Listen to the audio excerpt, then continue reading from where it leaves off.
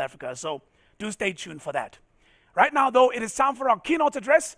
And in this year's meeting, we are honored to have a man who probably has one of the most important jobs in South Africa today. He has applied his trade over the past 30 years, locally and abroad, in various portfolios in the energy space. And at the beginning of 2020, just as COVID-19 was starting to grip the world, he took over as Chief Executive of the Eskom Group. An unenviable task for many, a challenge worth pursuing for him. Ladies and gentlemen, to give us the 2020 Directors Event Keynote Address, please welcome Group CEO of Eskom, Mr. Andre de Ruyter.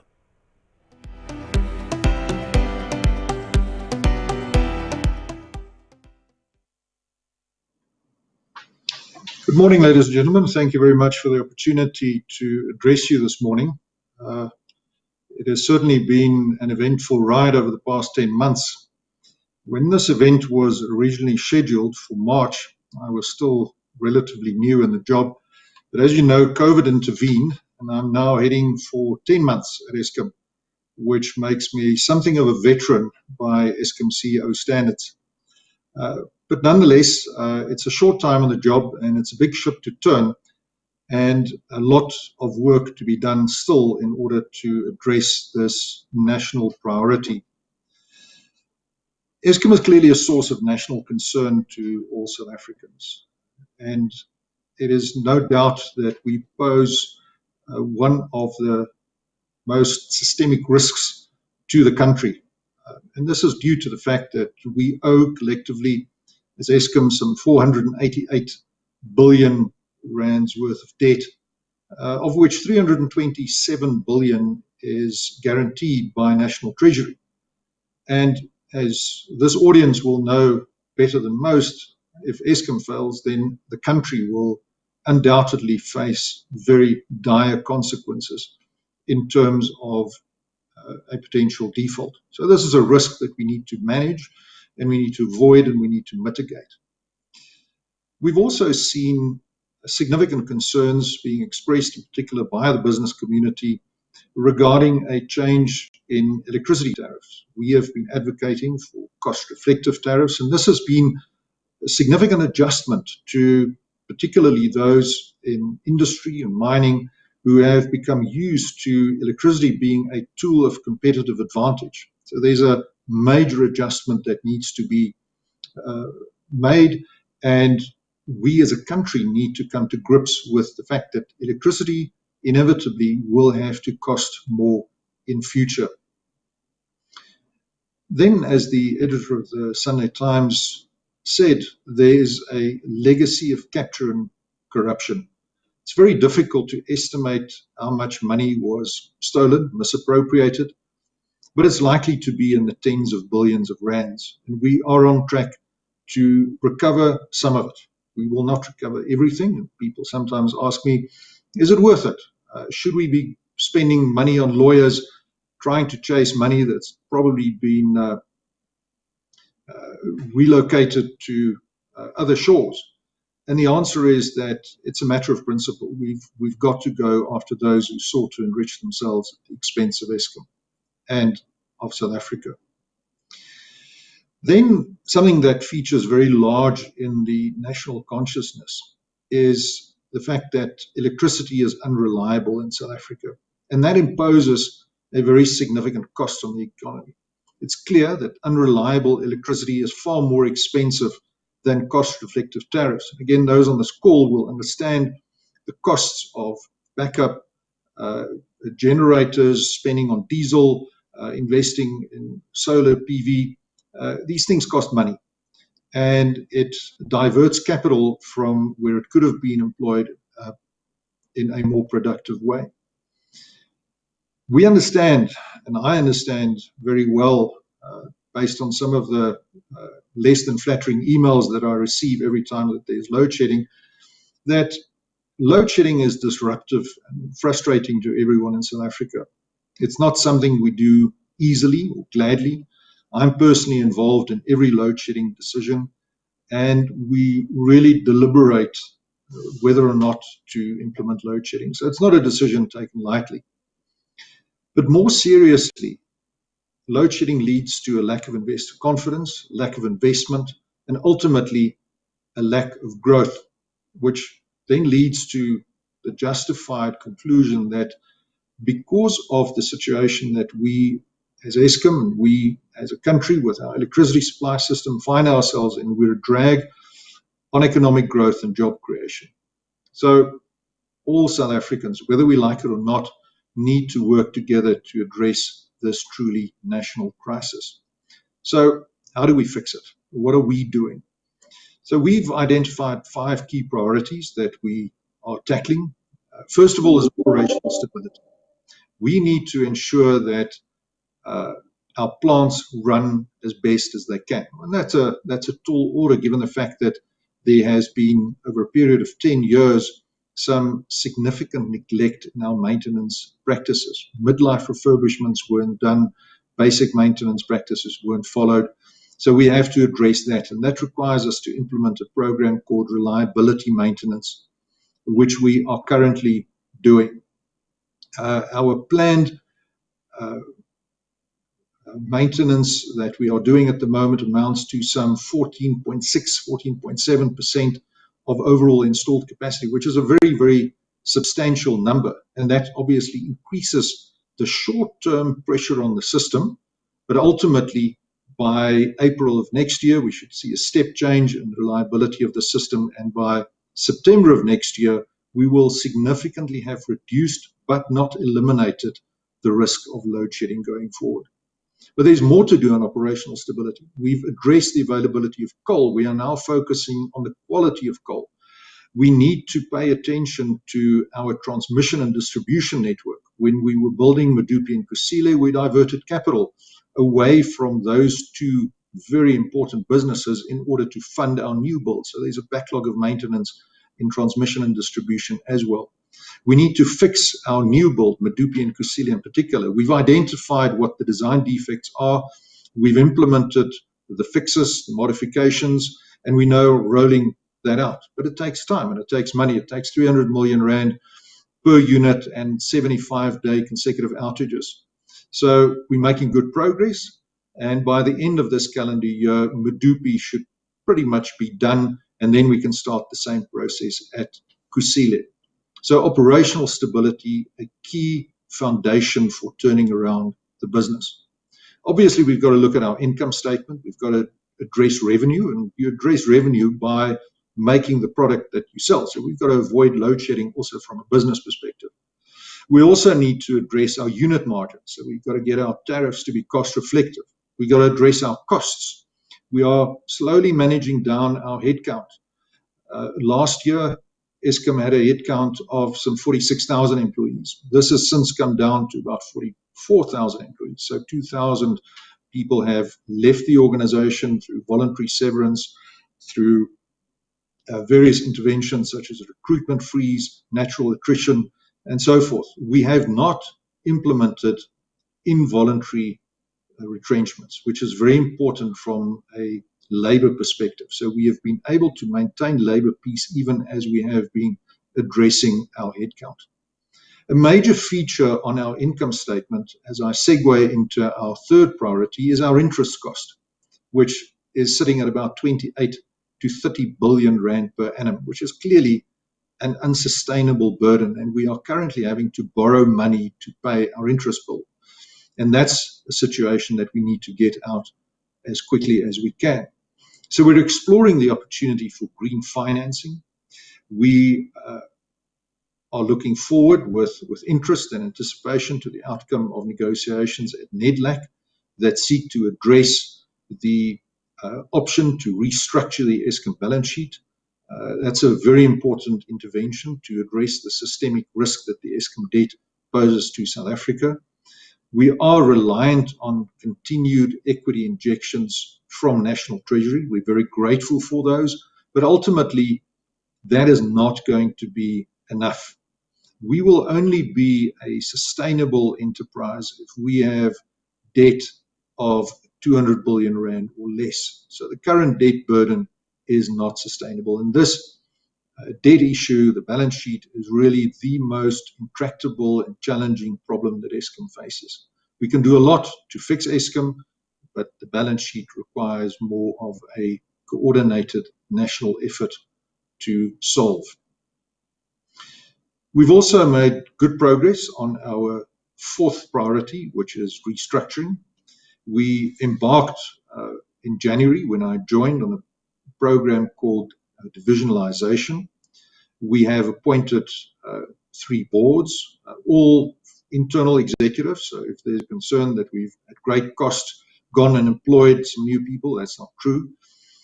We have appointed managing directors. We are in the process of establishing those businesses, and it's a very important part of our culture change in order to drive a business focus and to ensure that we can be profitable at each level of the business. If you throw all your income statements together in one big pot, then what you find is that there's very little accountability and very little focus on profitability. So the granularity that we've been able to achieve with divisionalization has been of great assistance in driving a culture change to a greater focus on the business aspects of Eskom. Very importantly also is that the divisionalization project is a halfway station on the way to the end state as envisaged in the roadmap that was published by the Department of Public Enterprises. The legal separation of, in particular, the transmission business, which we aim to have complete by the end of next year, is a key enabler to encourage private investment in generation. A vertically integrated company such as Eskom has been for its 97 years of existence is not calculated to engender trust from those who make investments in private generation capacity, that their bids into the electricity market will be fairly adjudicated, that there will be adequate segregation of information, and that there will not be leakage from one part of the Eskom business to another part of the Eskom business. In this legal separation, it is vital that we keep the interests of our lenders very top of mind. And therefore, we will drive towards the establishment of these eventually 3 legal entities, generation, transmission, and distribution, as wholly owned subsidiaries of Eskom. Now, you may ask, how does that enable us to act independently? And we are able to do so in terms of Section 66(3) of the Companies Act, in terms of which we're able to appoint an independent board by outside parties to ensure that we have sufficiently separate and independent management and governance oversight of the transmission business. We believe that that enables us to address the concerns of our lenders, that their security will not be diluted, but it also enables us to address the need for us to demonstrate independence to investors in generation. Lastly, very importantly, we need to address culture change. We need to address and face up to this legacy of capture and corruption. We need to recover a culture of excellence. It is ironic, I think, that 20 years ago, Eskom was awarded a prize by its global utility peers as the best utility in the world. And that's clearly not a claim that we can aspire to today. However, that culture of excellence still resonates very strongly in Eskom. We have some excellent people working for us. We've got some excellent young people that are incredibly well trained, that are eager to make a contribution to the success of this business. And therefore, it's important that we spend sufficient time on recognition and catching people doing things right to build on the competencies that we have to create that aspiration and that drive for a culture of excellence and high performance. And we're making good strides in that. But that is talking about the Eskom of today and what we can do within our confines. And there's only so much that we can do given a generation system in particular that is old, that is unreliable, that is reaching the end of its life. Over the next decade or so, we will retire between 8,000 and 12,000 megawatts of generation capacity.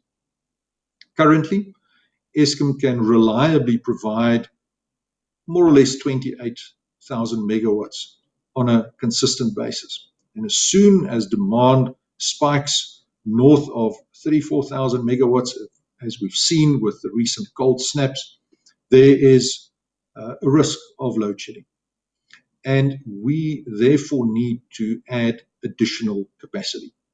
We have been very fortunate to receive recently the NERSA concurrence with the ministerial determination to procure some 11.8 gigawatts of additional capacity. And this is an excellent first step. And we, as Eskom, have publicly gone out and we have welcomed that. But it's clear that given the fact that we've got this old and unreliable system, that we've got new build that is ramping up more slowly than anybody would have liked, that there's a need for us to urgently add additional capacity to the grid. We should have started building this new capacity yesterday. If you look at our alternatives, new coal build will take, judging by our experience with Medupi and Kusile, at least 10 years to build. And that is assuming that you will find lenders who are prepared to fund new coal. There's a sea change in the attitude of lenders towards environmentally unfriendly electricity generation. Nuclear has an even longer timeline, between 12 and 15 years. And while we are strong supporters of nuclear, we are extending the life of our Koeberg power plant by another 2 decades. It is clear that this is not going to be the easy, affordable solution that we can bring onto the grid quickly. So what are our options? Our options are to install photovoltaic, solar. That takes about 18 months from inception to bring onto the grid. We should look at bringing in more wind, some 24 to 36 months. And then there's a considerable role to be played in this solution to this challenging problem for natural gas.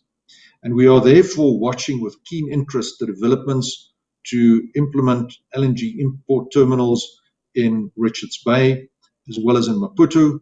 We're also watching developments to develop the Rovuma Basin in northern Mozambique. So there are solutions that we can bring onto the grid in relatively short order of time. And it will require a significant cooperative attitude between all role players in enabling this procurement to proceed successfully. There are certainly many people who are very interested. We have recently requested submissions from investors for the repurposing of some of our older power plants that are about to retire. And natural gas, the conversion of those power plants to natural gas, featured very strongly.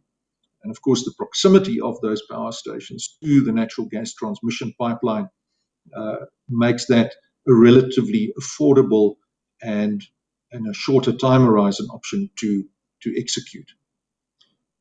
However, we cannot make this transition, retiring 10,000 megawatts of coal, without addressing the very legitimate concerns of those that are heavily invested in coal. And here I'm not talking about the shareholders of coal mining companies. They can sell their shares. But people who have been employed in the coal mining industry and in related industries have a very legitimate and real fear about what this transition will mean to their livelihoods and their communities. And we therefore are driving this notion of a just energy transition. And we were the first business in South Africa, certainly to my knowledge, that established a just energy transition office to very specifically enable the transition to new lower carbon sources of electricity in a way that addresses the concerns of those communities. In our first round of engagements, the reception, to be honest, was fairly hostile. The mayors of the towns, like Indrina and so forth, were very skeptical.